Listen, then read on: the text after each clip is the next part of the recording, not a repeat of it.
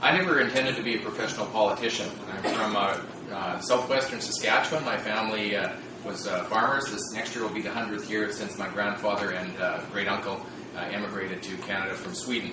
And they homesteaded out in Western Canada, and my family's lived on the home farm ever since. But in 2000, the MP that was in the area decided that he was going to resign. He'd gotten tired of Ottawa, and actually he made that statement in the House when he left, that he was glad to be leaving, and he was going to wipe the dust from his feet. But that opened up a spot for the nomination in our part of the world. And so I never really planned on being a politician. I guess I thought it would be great to do something like this someday, but it would have been along the lines of, I'd like to fly on the space shuttle too, right? We'd all like to do these things that sometimes we think are beyond us. Anyhow, in the middle of the summer, the local MLA, one of the local members of the legislature, came to me and he said, you need to think about putting your name in for this nomination position. And I said, no, I don't want to do that. And he came back about 3 weeks later and said, no, you need to do this. And so I talked to my wife and my brother-in-law with whom I farmed, and we all said, well, sure, why don't we try it? And I didn't have a clue what I was doing. I had to go back to him and say, what do you need to do to win a nomination? And he said, well, you need to sign up a whole bunch of people and get them to come out to the meetings, and we were able to do that, and in fact won the nomination on the first ballot of the nomination meeting. And in our part of the world, the last couple of decades has been a very conservative riding, and so the most conservative party typically will win that. And at that time, I was with what was called the Canadian Alliance. Came down here, and I think my first session here probably feels a little bit like you folks feel this week. There's a ton of new experiences, there's all kinds of things happening, and there really isn't much of a training program for MPs. When we get here, it's basically, well, you got elected, you've got a job to do, get doing your job. And that first session to me is still pretty much a blur, but you've got to try to get to committees, you've got to try to take care of your responsibilities, you've got to be in the House in question period when you're supposed to be there, and there's just a whole pile of things going on. And I would say the first few months are a real learning curve for most MPs. But Mr. Belanger covered very well the kinds of things that we do. We were in opposition for the first number of years. We've been in government since 2006, and that really does change the role that you have as a member of Parliament. My position right now is what's called a parliamentary secretary to two ministers. Basically, that's I don't know if you want to call it an assistant or a junior minister. We fill in for them when they're not in the House. We fill in them for when there's events going on and they don't want to go to them. We're usually in the House on Fridays answering questions in question period and that kind of thing. So it's a busy life.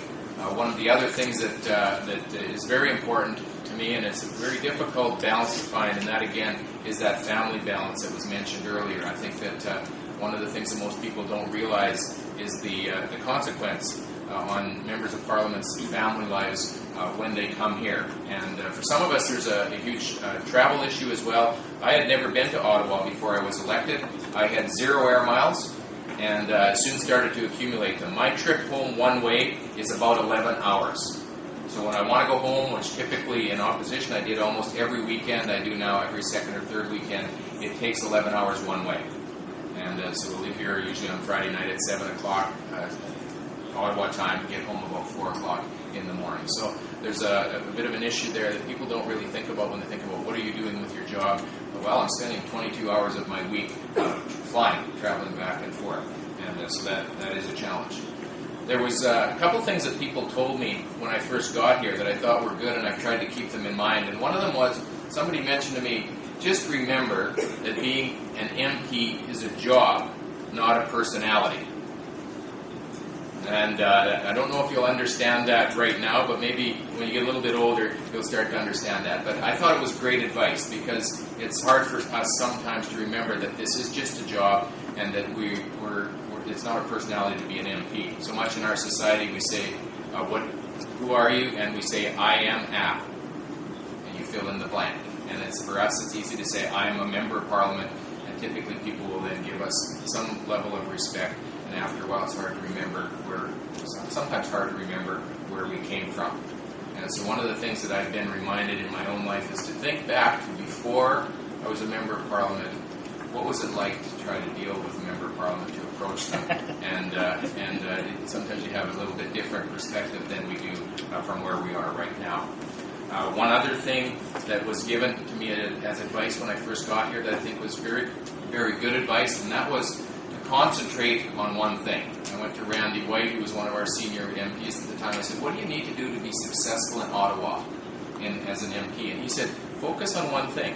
Pick one thing that you can get to be known as the go-to person on, so that everybody, when they hear that issue, they recognize, oh yeah, that's the guy or that's the lady who's tied to that issue. And I think, he also said to me, generalists come and go and nobody even knows they were here.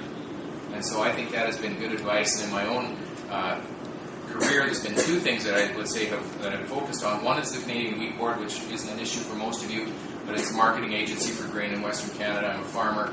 I have some strong feelings about it, and so I've been focused on that for a good part of my career.